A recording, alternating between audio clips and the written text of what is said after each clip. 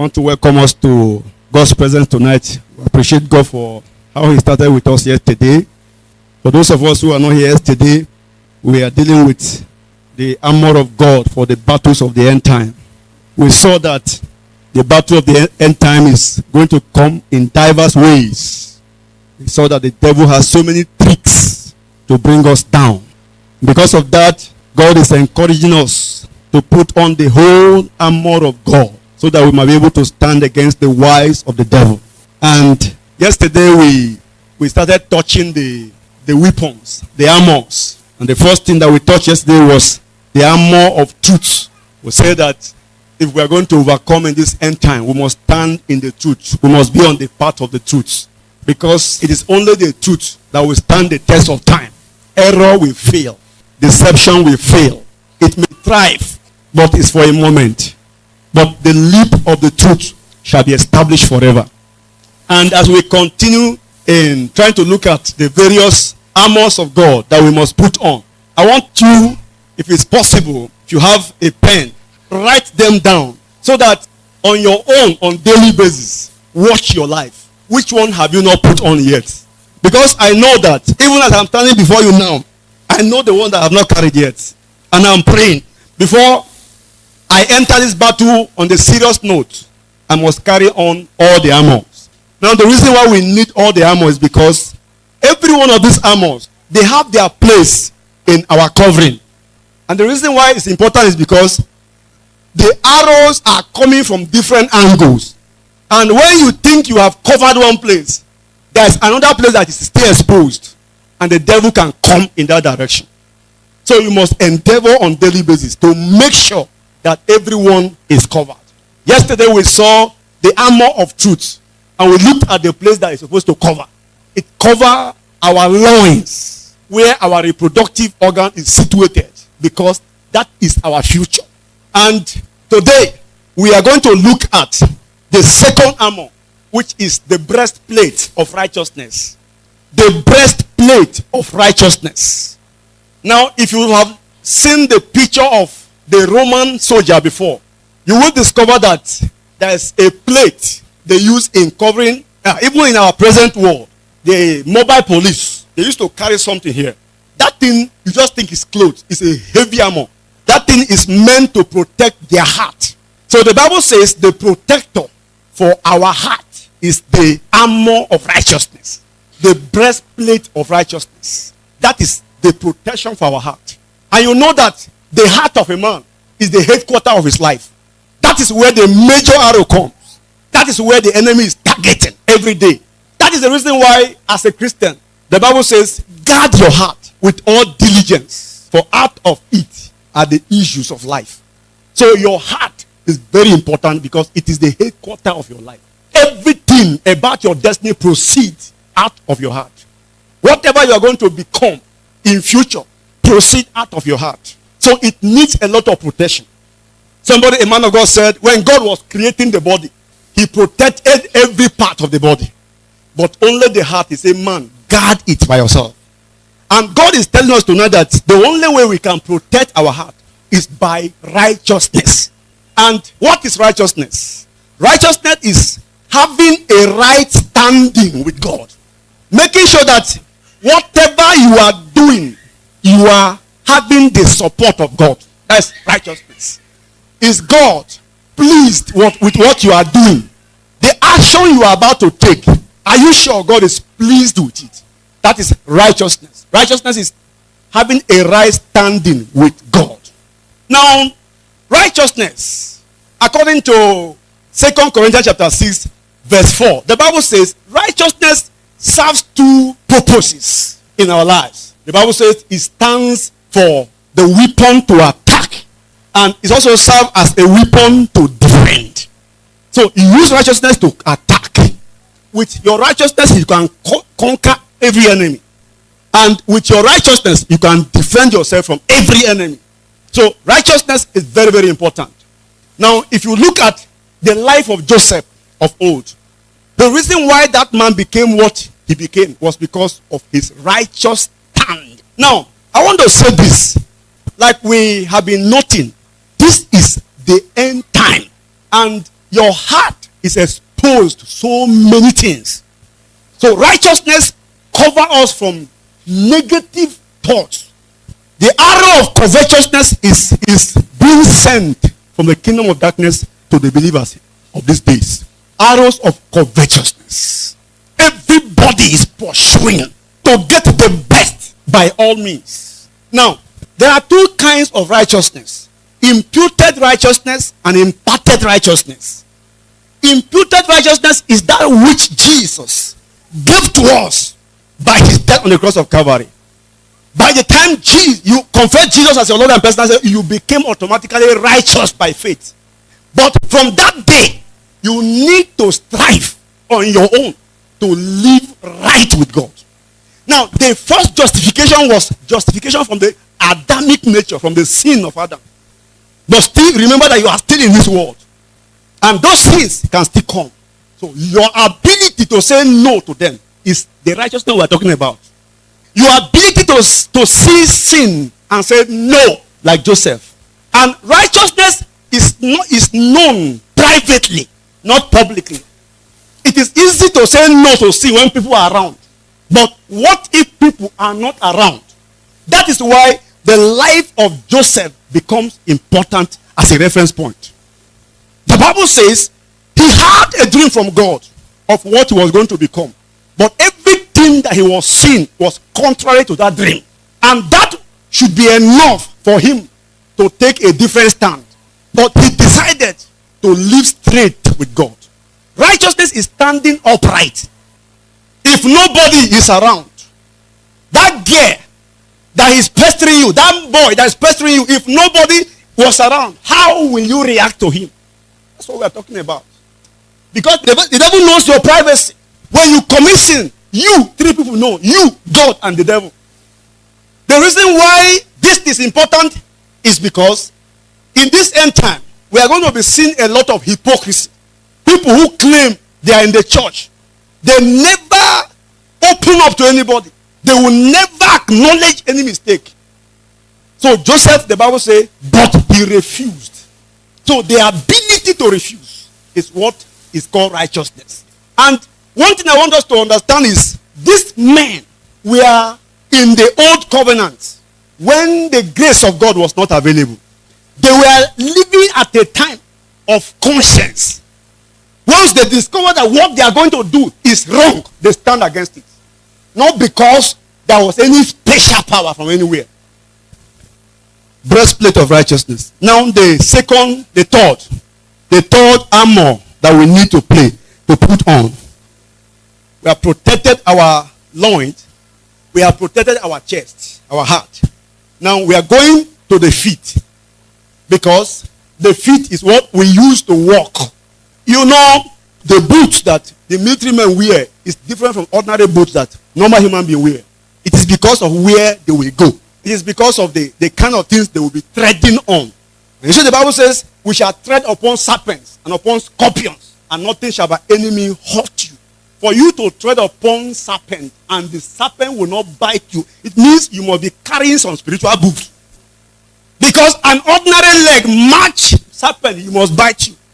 But the Bible says he shall not bite us because Jesus has given us a weapon against it. And that's what we are looking at now. The feet short. That's what the military men used to put on their legs. The Roman soldiers. The iron you saw Goliath put on. That's what they call the feet short. And Jesus said, the feet short for us is the gospel of peace. One thing that many of us don't understand is that every one of us as a Christian, we are called missionaries. Jesus gave the commandment to all disciples. Sometimes when he spoke to disciples, he said, what I say to you, I say to all. Say, go ye into the world. So as you go, you will see serpents. As you go, you will see scorpions. As you go, you will see thorns. As you go, you will see thistles. So you need spiritual boot. And our protection in this journey of life is the gospel. If you are saved and you are not prepared to win others to Christ, you don't have security. There's nothing the devil fears like the proclamation of the gospel. The devil fears when you proclaim the gospel. The devil don't care if you hear it, but he cares more if you say it. when the disciples, John and Peter, when they began to proclaim the gospel, they arrested them and they warned them. And what was the warning? He said, we are warning you not to say, don't preach in the name of Jesus. They didn't tell them, deny Jesus. They know the level they were operating. There's no way they can deny Jesus. So they said, we are not saying that you should deny Jesus, but don't say anything about him to other people. And what was the answer of the apostles to them? They said, we cannot but declare that which we have seen and that which we have heard. If you have heard and you have seen, you can't stop proclaiming. You can't stop telling people about the love of Jesus if you are actually saved. Your protection on your feet is the gospel. So the weapon of the preaching of the gospel and your feet shod with the preparation of the gospel of peace. Every one of us should be preparing for the gospel. We said here some weeks ago that every one of us may not be outright preacher, but in one way or the other, we are existing to contribute to the preaching of the gospel. Some person may not go, their money can go. Some persons may not be able to go, their knees can go. And we said that even in the proclamation, there are many ways of proclaiming the gospel. You can proclaim the gospel through tracts. You may not be able to write. There are people who can write, collect from them, and distribute as you go to market. Distribute as you enter bus. We also say there are people who are so vocal, they can enter the bus and preach the gospel without struggle. You can do it in any form. You can text people messages. They can be blessed. You can do money cry. Wake up in the morning and say, repent and be saved. Repent and be saved. I tell you, the gospel is not complicated. The gospel is so easy to preach. And Jesus said, anyone who is ashamed of me. And how are you ashamed? When you refuse to proclaim the gospel, you are ashamed of Jesus. Paul says, I cannot be ashamed of the gospel, for it is the power of God unto salvation. This is what can save men. Why are you ashamed? This is what saved you. Why are you ashamed? Today you are on your way to heaven because you were saved. Because somebody preached to you, or because somebody prayed for you. So let's endeavor to prepare ourselves for the preaching of the gospel. If all of us that are here this night, a few of us are here this night, it doesn't take much to take the world. The gospel that we are having today started by 12 men. And we who are here today, we are more than 12. And Otuko is smaller than the whole world. The gospel went all over the world because of 12 apostles. Now, if we that are here tonight can make up our mind and say that in my own little way, in my own little corner, I will be devoted to the preaching of the gospel, I tell you, we will take over this land. And not just gospel, not just, we have different gospel. Now, it's not as if the preaching of the gospel is not going on. No.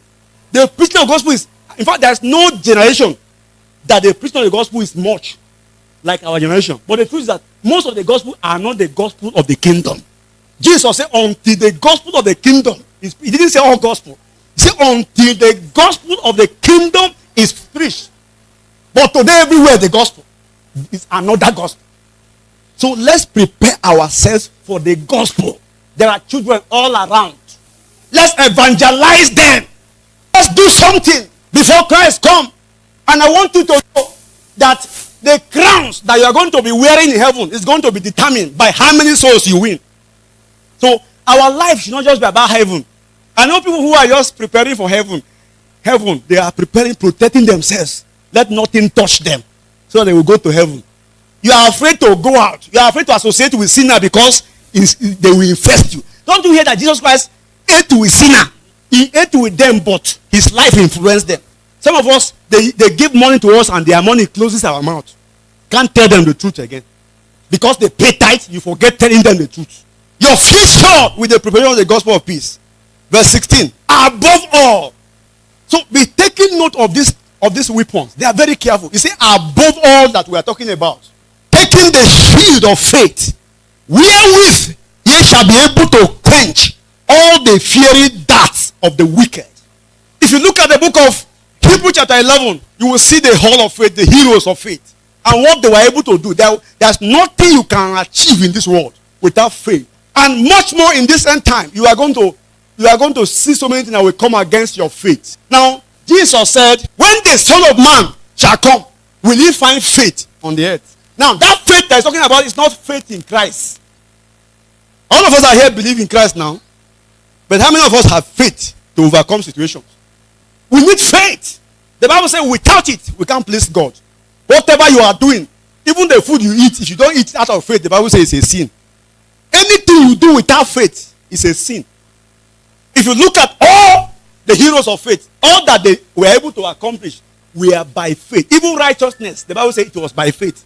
The Bible says by faith they wrought righteousness. Without faith, you can't live right. That's why the Bible says above all. Without faith, you can't preach the gospel. Without faith, you cannot overcome, endure. Without faith, you can't be patient. The reason why you believe God will do this, I will wait patiently, is because you believe God will do it. The Bible says Abraham waited on God because he believed God will do it. By faith, the elders obtained good report. By faith, Noah was moved with fear. Even to fear God is by faith. And can I tell you, most of these heroes of faith, the Bible says, most of them died without obtaining the promises. By faith, the Bible says, Abel offered to God a better sacrifice. It is by faith that we give. Without faith, you can't give. Now, the Bible says it's a shield. And in the Roman army, the shield is what they carry with their hand to protect themselves against any arrow. The Bible says fiery darts. Darts are arrow with fire. You can imagine arrow. And the arrow is carrying fire. The fire make it easy to enter. And that's what the devil is throwing. And the kind of arrow that the shield of faith protects is the arrow of doubt. Arrow of unbelief. Do you know that all the people that died in the wilderness, according to the testimony of God in Hebrew chapter 4, the Bible says it was unbelief. Because of their unbelief, they could not enter into the rest of God. That whatever you are going through today, that you must have faith that God will deliver you out of them all. Many are the afflictions of the righteous, but the Lord shall deliver him out of them all. The righteous will suffer affliction, but the Bible says God will deliver him out of them all. The righteous will not die in his affliction. But unbelief, devil will come against you. He will use yourself to attack yourself. He will use your tongue. This thing is above me. I can't handle this. I will die. Oh. When can this thing be possible? And your tongue is actually the arrow the enemy is using against yourself. Faith is very, very important in this journey. With faith, you can move mountains. With faith, you can influence your children for God. So faith is very, very important. With faith, you will excel. As a Christian, the difference between you and unbeliever is the faith you have in God. Faith in God and his word. Practical confidence in his word. That's what is called faith. Faith is very, very important. It's the substance of things hoped for. The evidence of things not seen. But many Christians, they want to see before they believe. Because Abraham, who is the father of faith, what made him the father of faith was because he didn't see where he was going. But he accepted to follow God all the same. The Bible says, welcome us to God's presence tonight. Appreciate God for how he started with us yesterday. So take your time. For those of us who are not here yesterday, the heroes of we are dealing with the armor of God for the battles of the end time. A survey. We saw that all of them is the battle of the end time is going to come in diverse ways.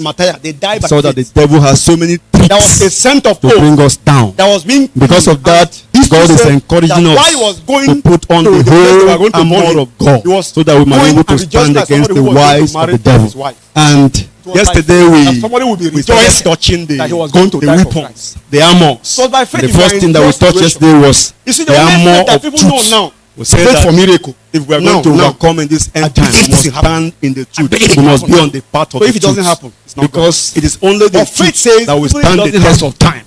Error will fail.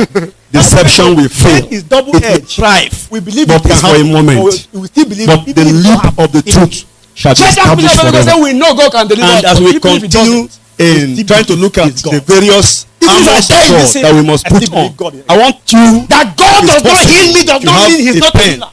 Write them down so that on your own, on daily basis, with all the faith of which one have you not put on God yet? say your daughter because will be I know dead that even as I'm standing before you now, his daughter was a I know the one that has not died yet. You can't and I'm question praying God.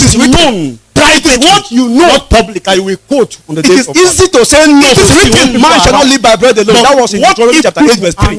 Jesus quoted it in Matthew. That is why The life of Stephen in the book of Acts chapter 7. Important. When they captured Stephen, Stephen was not in the Bible. When they began to ask him of his confidence, what he was the going Bible to says he become. started telling them of all that happened to Moses, happened to Abraham, happened to Enoch, and that should be enough. He was not with Bible to open his was down. it written? But where was it written? He knew what lived was written. straight with God. Righteousness is what you are going to do in this end time. Whoever you are, If nobody is around, if your marriage is going to succeed, it's by the knowledge of that is pestering you, that boy that is pestering you, if nobody was around, how will you react Bible to is the him? principle of living. What we are talking about. How to succeed in Because marriage. the devil knows your privacy. When you commit sin, you, three people know, you, God, and the devil. Dimensions are in the Bible. The reason why this is important the world is because was in this end time, we are going to be seeing a lot of hypocrisy. for Noah. People who claim they are in the church, So mathematics, they is the Bible. never You want to get open up to anybody. the Bible. They will never acknowledge any mistake. It was the one So that Joseph, the Bible says, but he refused. I never use any iron. So the ability to refuse. With the word of what God, you can go to any righteous place and come back And free. One thing I want with the us word to of God, you can understand is survive anywhere in the men, world. we are Now, in the something I old want to say covenant, finally before we pray. when the Now, grace of God was not available, if they were their position, they are all conscience. And Once they discover that what they are going to do is wrong, what they is stand that against telling it. us? Not That because in this there was journey, any there is no special turning power back. from anywhere. If you turn back, there's no protection for you. Breastplate of God righteousness. guarantees Now the protection as long second, as the you are third, in the battle. the third If you armor turn that we out need of to the battle, put God to says, put on. my soul shall have no We have pleasure in you. protected our If you say, I'm point. tired of this race, We have protected our you are chest, our endangering heart. your life. Now So we are please, going brother, to the feet. let's keep the Because song of battle. the Now, feet is what God we will give use us to feet. walk. If we faint, You not. know, the Bible says the even when boots we are that fainting, the military men let's wear keep pursuing. is different from ordinary Concerning boots Gideon, that the Bible says him and his servants It's because were of where fainting, they will go. yet It is they were because of pursuing. the kind of things Because they will until they get their enemy, You see, the Bible there's no says time to we sit shall down. tread upon serpents. And Don't upon be comfortable. scorpions. Don't be Nothing shall by comfortable. This is any not time means to hurt sit down. For you to Look tread at all upon the equipment, serpents, all the and armor. serpent will not Which one bite are you you. not putting Means on? you must Which be one are you carrying not some wearing? boots. Are you saying Because an ordinary leg on the match breastplate of serpent righteousness. must Are bite you sure if you die today you will go to heaven? Who is your master? Who is your God? Whom are you yielding your life And that's unto? what we are looking at. If you die today, will you sink or will you ascend? That's what the military men And need if you to are put on saved, their legs. are you